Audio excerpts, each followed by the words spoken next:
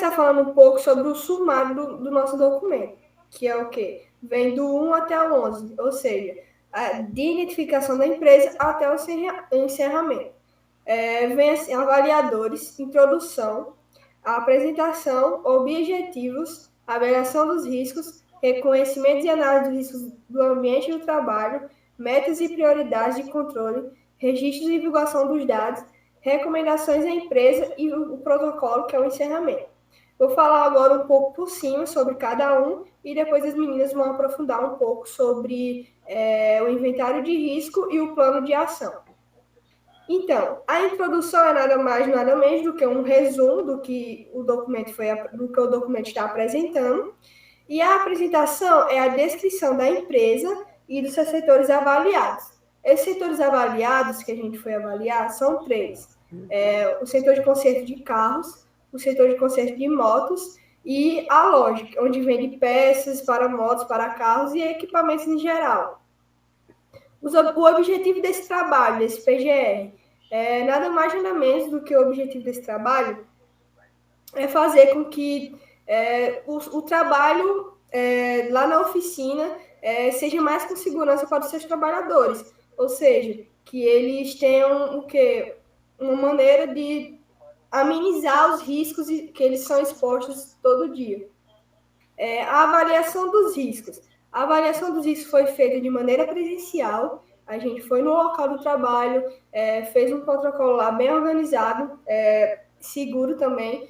Avaliamos o que poderia ser de risco ali para o trabalhador, para os funcionários, e fizemos tanto o inventário de risco como o plano de ação por meio dessa avaliação presencial.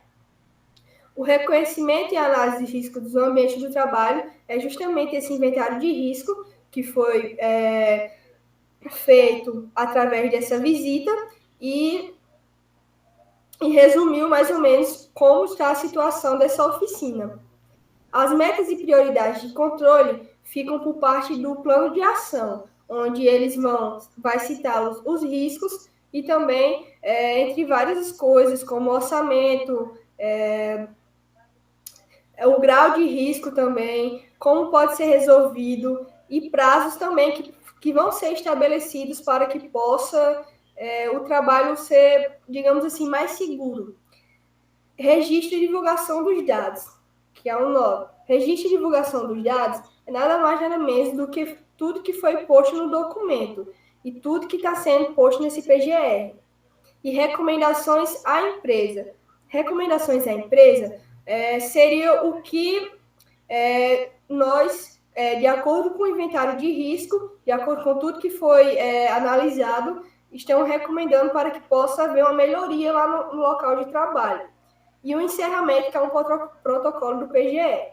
Nesse PGR foram usados mais ou menos 6 NRs, que foi a NR1, que são as disposições gerais, a NR6, que é a NR de EPIs, que é equipamentos de proteção e individual, a NR7, que é a saúde ocupacional justamente desse funcionário, desse trabalhador, NR10, que tem a ver muito com um dos riscos que foram citados no inventário de riscos, que é sobre a questão da eletricidade, que lá no local estava bastante velha, NR12, que fala sobre máquinas e equipamentos, e a NR17, que é ergonomia, que é sobre se o local de trabalho está adaptado, se está confortável para aquele funcionário.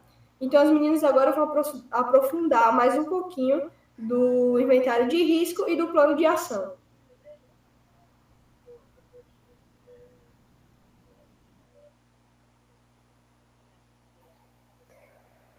Boa tarde. Eu vou apresentar um pouco sobre o inventário de risco. A empresa é uma borracharia, né? Que tem 4 funcionários. E no inventário, né, vamos falar sobre os perigos, que na tabela vem dizendo são listados, né? Cada risco veículos mal posicionados, o não uso de EPIs, choque elétricos, escorregar, as ferramentas caírem. Aí já Aí vem os agravos, né? Acidente por mau posicionamento do veículo, acidentes por uso de ferramentas inadequadas, quedas causando fraturas, lesões por algumas partes do corpo, sendo que alguns equipamentos ou ferramentas caem no seu corpo, perda auditiva, né, pelos barulhos dos equipamentos. Aí as causas. Produtos velhos, que às vezes não tem manutenção, equipamentos defeituosos, a não limpeza do ambiente, a falta de atenção dos mecânicos, aí vem os controles existentes. Aí checar várias vezes se está tudo certo, né? Se você está fazendo se você está posicionando o veículo no lugar certo, ver se você vai guardar as ferramentas, se está no lugar certo, se você está colocando de forma adequada para que não possa vir a cair e cair em cima de si próprio, né? Aí ver se os EPIs estão colocados de forma correta. A população exposta. Como a gente fez na borracharia, né? O mais exposto que a população mais exposta que vai ter é o mecânico, né? Que está ajeitando o carro ou a moto.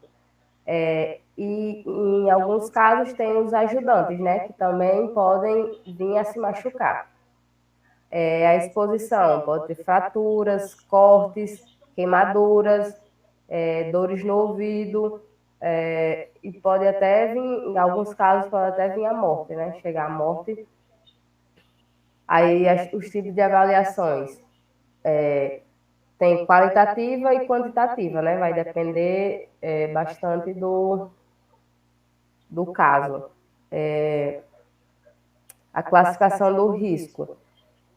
Aqui tem alguns, substancial, aí vem moderados e médios, intolerável, crítico, moderado, trivial. E o monitoramento, melhorar o controle e avaliar exposição, melhorar, manter o controle e monitoramento, deixar como está. Isso vai de cada situação, né? Como é que posso dizer? Essa classificação vai de cada caso, né? A gente foi lá no local, como a Manuela falou, avaliou os riscos e classificou por cada um risco por essas etapas. Agora é a vez da outra amiga apresentar o plano de ação. Bom, eu vou falar um pouco sobre a tabela do plano de ação, que mais ou menos que são os custos e o que deve mais ou menos fazer, né? No caso de uma borracharia, o que se deve fazer é orientar sempre e revisar antes de começar o serviço. Por quê? Por que deve fazer isso? Para evitar algum tipo de acidente, né? Porque borracharia a gente encontra muitos acidentes assim em relação a ferramentas, como está a rampa, às vezes o carro pode estar mal posicionado e tipo, pode cair. Comprar novos equipamentos e checagem e se estão num bom estado. E por quê? Porque eles têm uma norma de segurança que é exigida. Porque tipo, sempre a gente tem que comprar mais equipamentos para ter tipo, uma segurança nessa borracharia. Realizar treinamentos para orientação sobre o uso e guardas e conservação de EPI.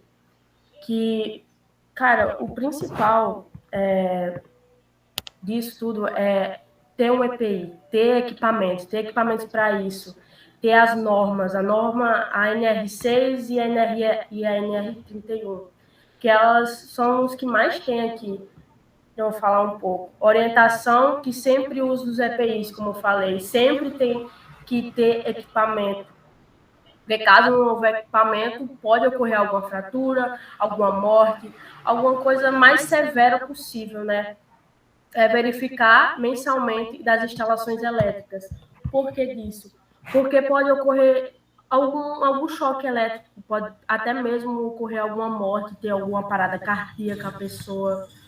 Então tem que tomar muito cuidado em relação a isso, a pessoa, o dono do local, né?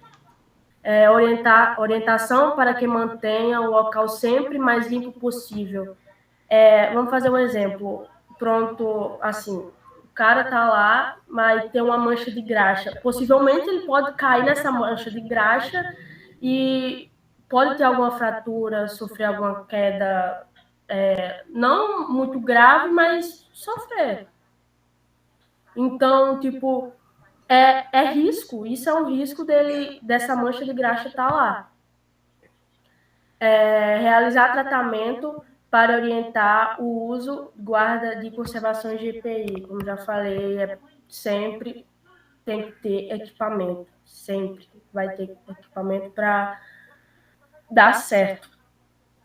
E o oitavo, orientação do uso do EPI, impor para sempre manter equipamentos e ferramentas novos dentro das datas. Sempre tem que ter equipamentos novos. Como já falei, adequar as normas de segurança e saúde vigente a NRS 6 e NR 31. E orientação do uso do EPI no caso do responsável. E os outros são os custos, né, que mais ou menos o que o gerente vai gastar com as ferramentas, as máquinas e essas coisas.